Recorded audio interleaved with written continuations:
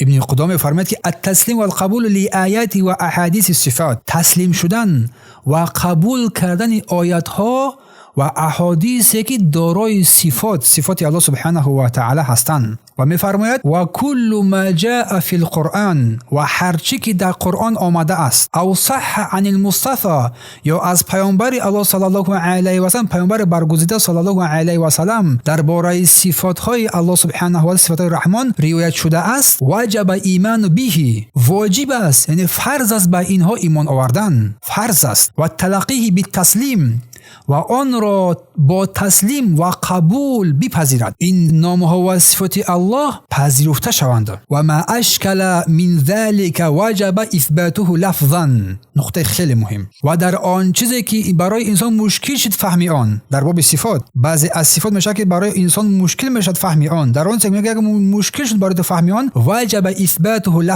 لفظا برای تو واجب است که اون رو اثبات نمایی. به خاطر چیز؟ چون الله این رو اثبات کرده در خود. و ترک تعرض لمعناه، و ترک نمودن، مخالفت نمودن معنای آن. و نرد علمه الى قائله، و علم آن را به سوی گوینده اش، به سوی الله یا که رسول الله باز میگردانیم.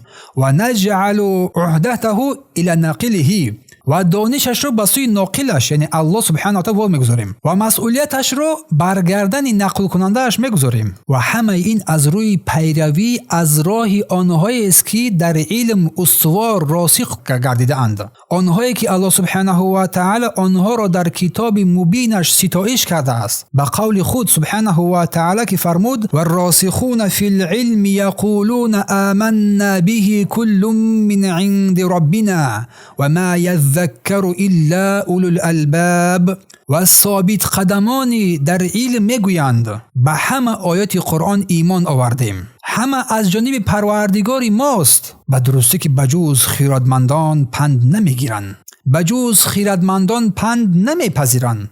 و الله سبحانه و تعالی در مذمت و محکوم کردن آنهایی که پیگیری میکنند از تعویل گرایی، آیه های متشابه را پیگیری میکنند گفت فاما الذین فی قلوبهم زیغ، اما آن کسانی که در قلبهای آنها، در دلهای آنها میل است، زیغ است، چرکنی است، به سوی باطل میل دارند، فیتبعون ما تشابه منه ابتغاء الفتنه و ابتغاء تعویله، آنها از پشت یا که از پی متشابهات میروند. و ما یعلم تعویله الا الله، در حالی که تعویل آن را بجز الله کسی دیگری نمیداند. سوره آل عمران آیه 7.